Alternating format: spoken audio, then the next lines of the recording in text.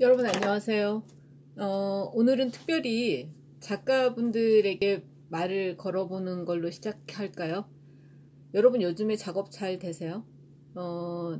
아니면 작업을 하는데 뭔가 자신이 계속 해왔던 어떤 작업을 계속하면 된다라는 확신이라든가 안정감 같은 게 있으신가요?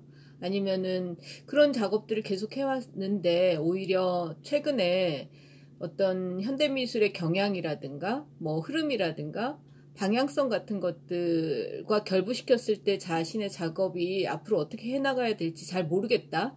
뭐 이런 생각이 좀 드시나요? 어, 제가 작가 개개인에 대해서 다 안다고 할 수도 없고, 또 뭐 그렇게 접촉점을 뭐 많이 갖고 있기 때문에 이런 얘기를 하는 건 아니지만, 지금 현대미술의 어떤 흐름이라든가 경향 같은 것들을 봤을 때 분명히 주도하고 우세종이고 또 뭐 특별한 경향성을 보이는 어떤 미술이 별로 없어졌어요. 그게 팬데믹 영향일 수도 있고 또 어떻게 보면 지난 20여 년간 이루어졌던 미술의 구조적인 변동, 일테면 패러다임 시프팅 같은 경우가 어느 정도는 유효성이 끝나버리고 또 그거의 일종의 매너리즘 상태가 최근 몇 년간 계속됐다가, 그러니까 예를 들어서 비엔날레 같은 것들이 그 우세종의 그 미술 전시 형식으로서 이벤트로서 국제 무대의 어떤 미술 이벤트로서 각광을 받는 상태가 너무 이제 과하게 익어버린 나머지 지지부진한 상태로 계속 왔던 최근 몇 년. 그리고 퍼포먼스 아트 같은 경우도 사실 제가 여러 차례 강조하고 있는 것처럼 그것이 퍼포머티비티, 그러니까 수행성이라든가 기존의 어떤 미술이 가진 조형성, 뭐 사물의 어떤 그 미적인 차원들, 이런 미술의 제한된 범위를 넘어서 능동적이고 참여적이고 상호작용이나 관객과 작가, 작품의 분리를 좀 넘어서려고 하는 그런 태도로서의 수행성이 아니라 일종의 뭐 어떤 전시의 오프닝을 알리는 축제 내지는 그런 이벤트성에 동원된다거나 아니면 작가들이 협업을 빌미로 해서 자신의 어떤 예술성이 아니라 공동의 제작 그리고 스펙타클을 만들어내거나 사람들의 그 현장성 같은 것들을 적극화하기 위한 손쉬운 방편으로서 퍼포먼스 아트를 쓰지는 않았는지, 내지는 그런 어떤 경향성이 좀 뚜렷해지는 최근 몇 년이었다는 생각을 하게 된다는 거죠. 그런 점에서 그렇게 진단을 한다면 동시대 미술의 최근 몇 년을 그것이 이제 팬데믹이라고 하는, 또 어떻게 보면 굉장히 영향력이 깊지만 미술 자체와 직접적인 연결고리는 별로 없어 보이는 이런 시대적 그리고 환경적인, 그리고 우리 인간이 살아야 하는 어떤 상황들로 봤을 때 생존의 문제와 결부된 예술과의 어떤 직접적인 연결고리로서라기보다는 그런 변수가 어떻게 보면 우리가 지금 익숙하게, 그러나 제대로 끝맺지 못하고 있었던 미술의 경향성 같은 것들을 멈추게 하는, 말 그대로 우리가 사회적 거리두기 할 때처럼 일시 정지 상태로 만드는 상황인 것 같아요. 다시 정리하자면 팬데믹은 사실 미술에 직접적 영향을 주는 사건은 아닐 수도 있지만 그것이 사회 전반 그리고 세계적인 어떤 차원들의 깊고 크고 또 다종에 영향을 주면서 미술에까지 영향을 끼치게 됐는데, 그것은 어떻게 보면 최근 20여 년 컨템포러리 아트를 결정짓거나 이끌고 왔던 경향성, 미학적인 태도, 그리고 작가들의 어떤 창작의 역량이나 능동성 같은 것들을 변화시키게 되는 외적 요소라는 생각이 듭니다. 근데 그 외적 요소가 너무 강력하게 갑자기 우리가 준비가 안 된 상태에서 터진 나머지 예술가 분들이, 특히 미술하는 분들이 기존에 자기가 해왔던 어떤 작업에 대한 지속적인 안정감을 갖고 지속적으로 해나가기에도 어려움이 있고, 또 새로운 어떤 시도들이나 내지는 뭐 이게 꼭 나쁜 게 아닌데 어떤 유행이나 흐름이나 경향성을 좀 모색해 가면서 그것들과 같은 흐름을 타고 가려고 하는 작가들에게는 특히나 뭘 해야 될지 알 수가 없는, 이를테면 퍼포먼스 아트 그리고 협업의 미술들을 주로 해왔던 많은 작가들이 있지 않습니까?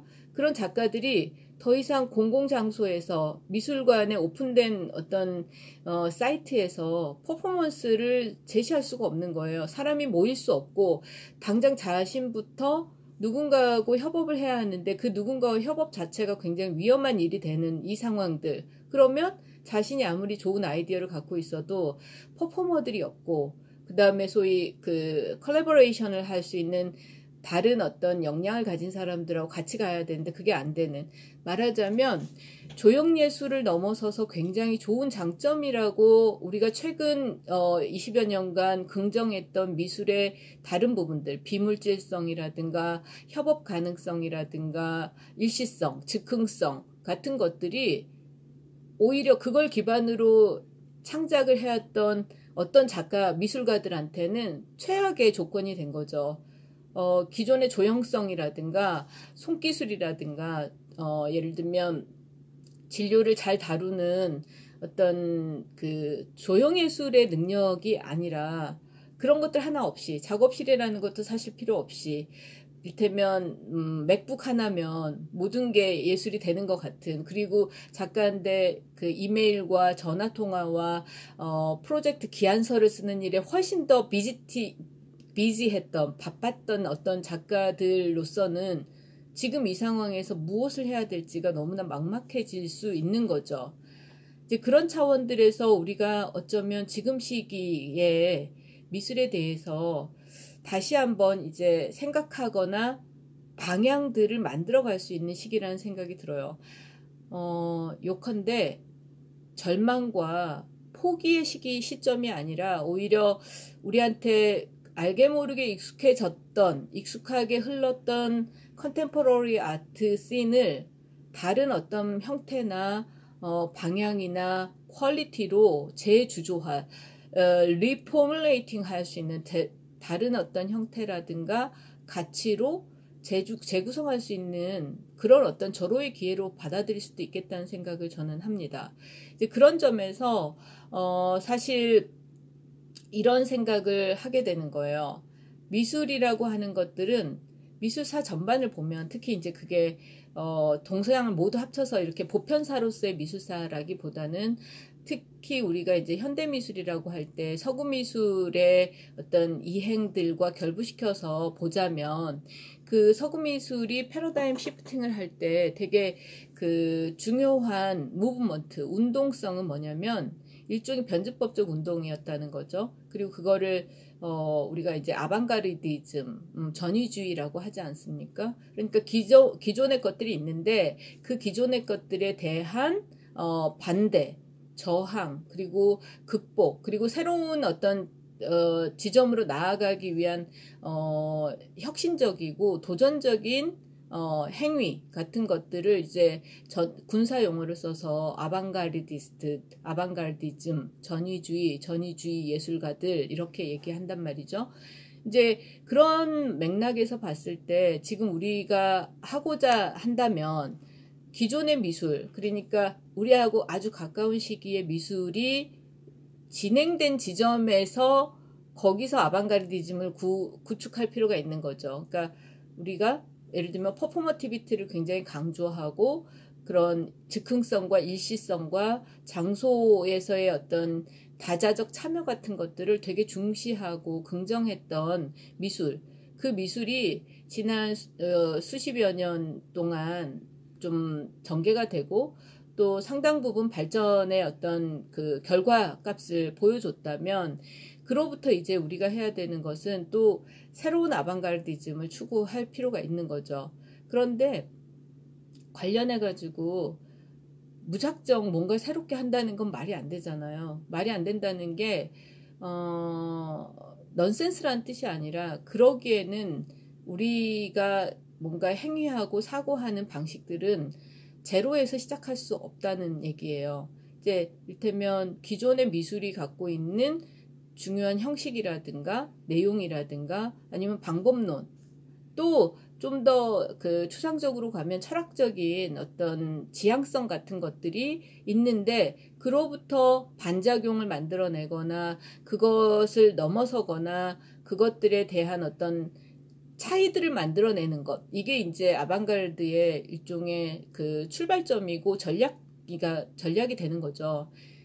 그래서 그런지 여러분들 그런 최근에 어떤 사회 전반에서 넘치는 용어들 중에, 그러니까 사회 전반에서 각각 분야가 다른데도 불구하고 되게 많이 쓰는 접두사 하나가 있어요. 영어 접두사 하나가 있는데 그게 뭔지 아십니까? 그런 걸 좀 체감을 하셨을까요?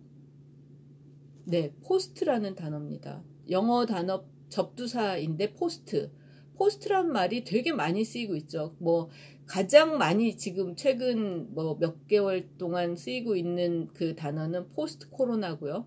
그러니까 코로나19 이후 시대를 예비한다든가 대비한다든가 아니면 그거에 대해서 뭔가 문제적인 부분을 지금부터 준비해 나간다든가 할 때 사람들이, 논자들이 되게 포스트 코로나라는 말을 많이 쓰지 않습니까? 근데 지금 최근에는 포스트 코로나인데 뭐 그 이전에 최근 한 5년 사이에 정말 한국만이 아니라 전 세계적으로 특히 학계에서 되게 포스트라는 접두사를 많이 갖다 썼어요. 뭐 심지어 심하게 얘기하면 남용한다고 할 정도까지. 물론 그 중에 저도 있겠죠. 포스트 온라인이라는 말을 제가 이제 다른 몇몇 분들하고 같이 그 광주 비엔날레 눈 저널에서 동의하에 쓰게 되고 그랬었으니까요. 근데 이런 식으로 포스트 온라인, 포스트 인터넷, 그리고 포스트 인더스트리 뭐 이런 식으로 포스트 소사이어티, 포스트 커뮤니티 뭐 이런 얘기들 굉장히 말 그대로 정가의 보도처럼 자꾸 어디선가 그 포스트만 붙이면 기존의 것들하고 차별점도 생기고 그것들하고는 반목하는 것 같은 감각으로, 의미의 센스로 그런 것들을 자꾸 포스트 접두사를 썼단 말이죠.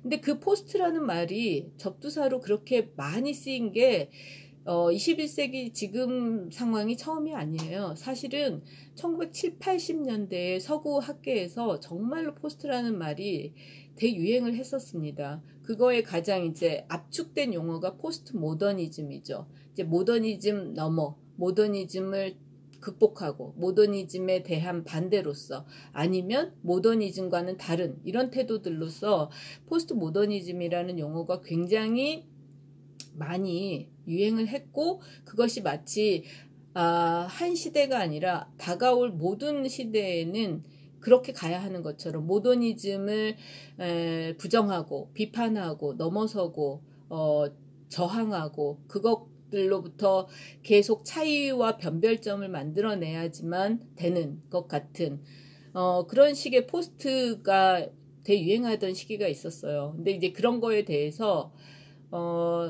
독일의 학자인 한스 로베르트 야우스 같은 사람들은 유령이 또 돌아왔다고 얘기를 하거든요. 그러니까 미적 현대에 대한 그 논문에서 이렇게 얘기를 합니다. 유령이 다시 돌아왔다. 무슨 유령? 포스트라는 유령. 그 얘기는 1970, 80년대에 포스트라는 접두사가 유행한 것도 처음이 아니라는 거죠. 뿌리로 들어가 보면 포스트는 어떤 서구의 그 정신적 태도를 담고 있는 거냐면, 기존의 것들, 과거의 것들, 낡은 것들과 새로 나타나는 것들, 뭐 다른 것들, 그리고 이전과는 완전히 단절되는 것들, 이것들에 대한 갈등과 그것의 어떤 갈등으로서만이 아니라 그 운동성 자체를 긍정하는 게 서구 정신사에는 굉장히 깊이 있었다는 뜻입니다. 그러니까 신구 논쟁이라고 하죠.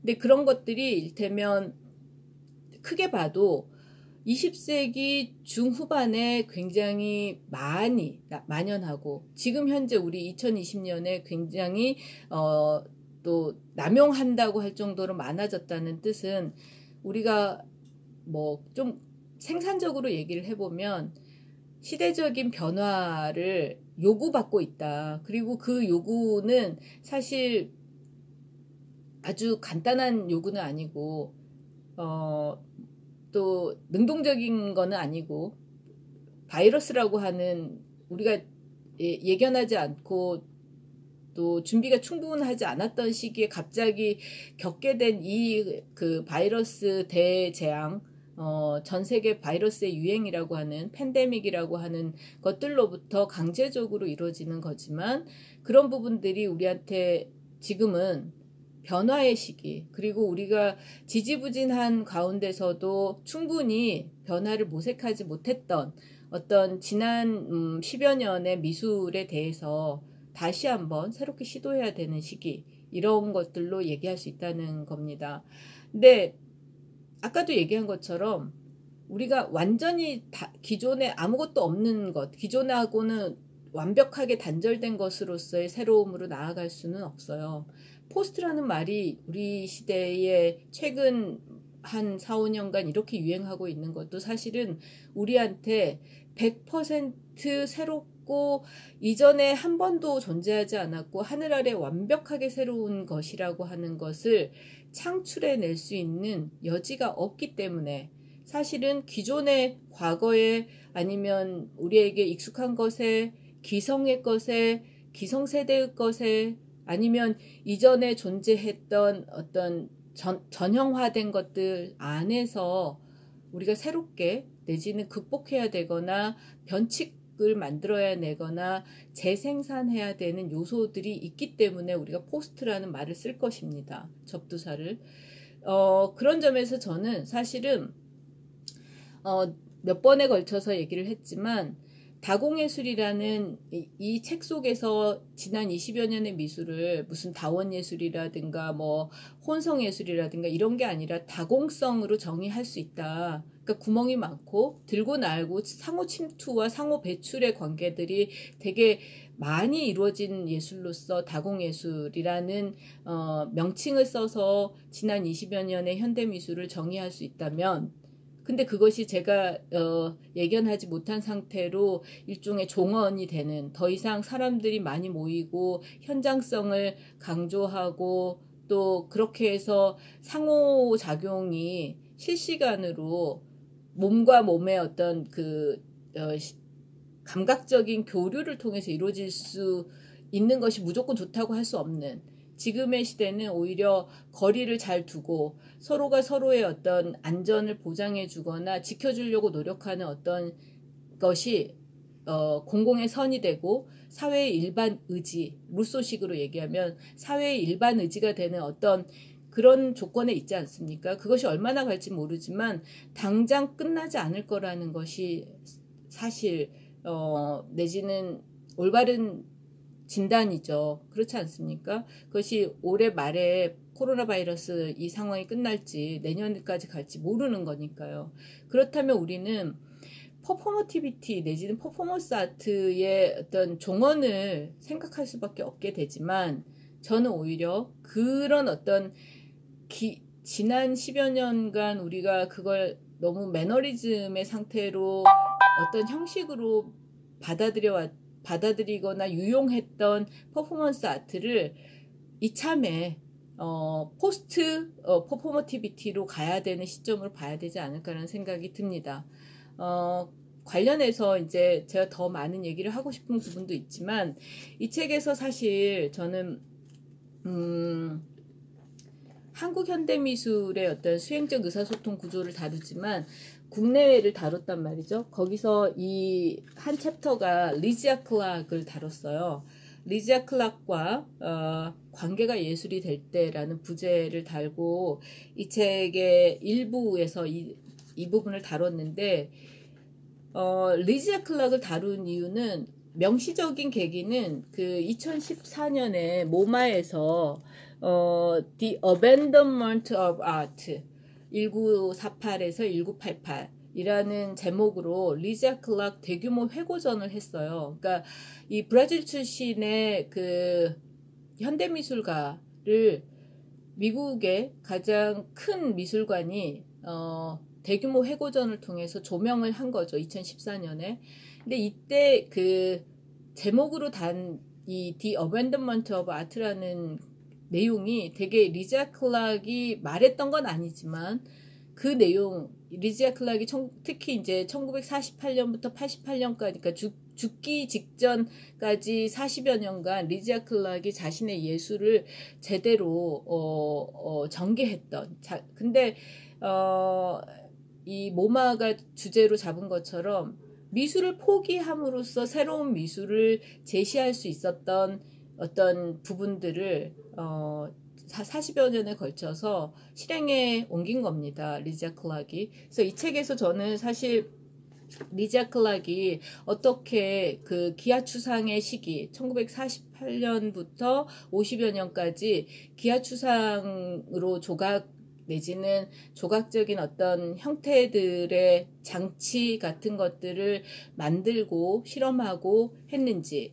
근데 그거는 아름다운 사물, 미술 작품을 만들기 위해서가 아니라 그것이 향후 이제 리자 클락이 그 1960년대, 70년대, 80년대 했던 작업으로 치면 사회적 그 기능과 치유로서의 어떤 역할을 하는 그런 미술로 나아가기 위한 그 뿌리였다고 생각을 해요. 그러니까 시각적 형태로만 보면 기아추상이지만 그 기아추상의 형태의 조각 내지는 조형물 내지는 장치, 디바이스를 통해서 리자 클락은 누군가가 눈으로 관조하면서 즐기고 아니면 그 스펙타클을 경험하게 하는 미술이 아니라 사람들이 그 장치를 매개로 해서 관계를 만들어 나가거나 새로운 감각적 관계들을 알아가고 터득해가고 또 스스로 그걸 발명해 나가는 감각을 발명해 나가고 타인과 내가 관계를